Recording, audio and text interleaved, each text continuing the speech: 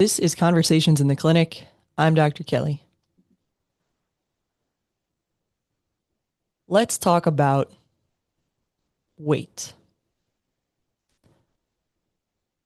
All a scale measures, your traditional scale, is your body mass against gravity. That's really incomplete information. What's more important is what we call your body composition. There are really fit people who look like they're out of shape. If you've ever watched a marathon, there are all shapes and sizes running that marathon. You're going to tell me that they're not fit if they look like they're overweight? They're fit. They have to be.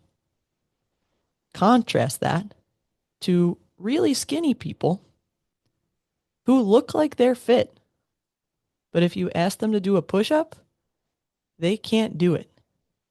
If you ask them to squat or get up and down off the floor, they can't do it. Your weight is very incomplete information. It's some information. Really, all it tells us is your body mass against gravity on Earth. If we went to the moon, everyone's weight's going to be different. So what's more important is your body composition. Nowadays, we have scales that when you walk on them barefoot, you stand on it barefoot, sends an electric impulse through your body and measures, and we can debate the accuracy all we want, measures your body composition, measures your skeletal muscle mass, measures your visceral fat, measures your percent water composition, measures probably 24 things, and probably 3 of those are really helpful. Way more helpful than your weight. And I have one of those scales here in my office. And what I'm going to start to do, because the handful of people that I've used it on, they look down and they automatically react to the number. I'm going to cover it with a piece of tape. I don't want people, it goes to an app on my phone. I don't want people to see what their weight is. I want to look at and track, as their trainer and physical therapist, their skeletal muscle mass. That's the thing I care the most about. The second thing I care the most about is their visceral fat. And you could stop listening now if a story about cadavers is going to weird you out. When I was in the cadaver lab in physical therapy school, we had specimens, that's what we called them, our people who we were looking at the insides of their bodies. We had specimens that looked like they were really skinny, really fit. And when we opened them up, their liver, their intestines, their stomach covered in fat. That's visceral fat. Visceral meaning the organs in your body. That's the stuff that kills us. Contrast that, we had really big looking people, specimens, who, when you look at their insides, little to no visceral fat.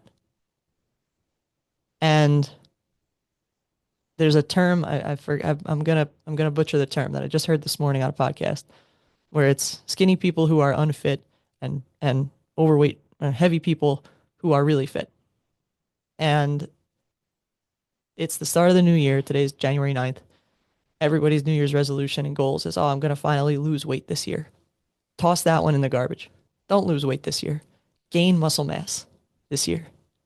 Gaining muscle mass is going to have a couple of happy side effects. Yeah, you might lose weight. More importantly, you're going to change your body composition.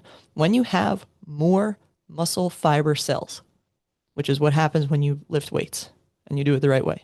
When you have more muscle fiber cells, your body's metabolism goes up because you are creating more energy burning and using cells.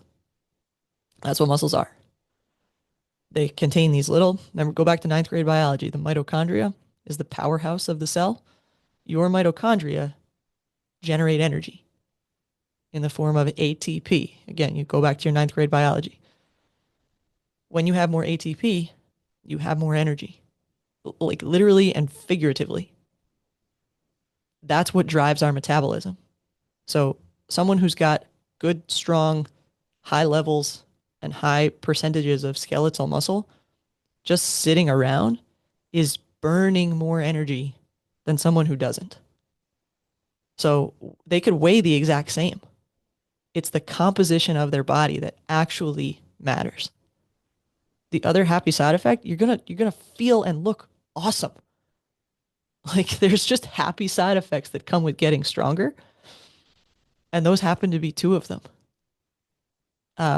There's also a lot to be said for like the self-discipline that will bleed into other areas of your life when you challenge your body daily or a couple times a week with lifting something heavy and then doing that repeatedly over time.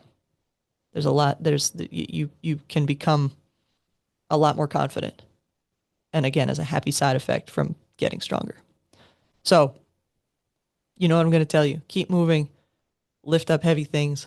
It's not rocket science. It takes a lot of self-discipline. You might need a coach in the process. Do it the right way. Um, but forget about the weight of your body. Care far, far, far more about the composition of your body. I appreciate you. Thank you for spending some time and your attention with me today. Keep moving and keep getting better every day.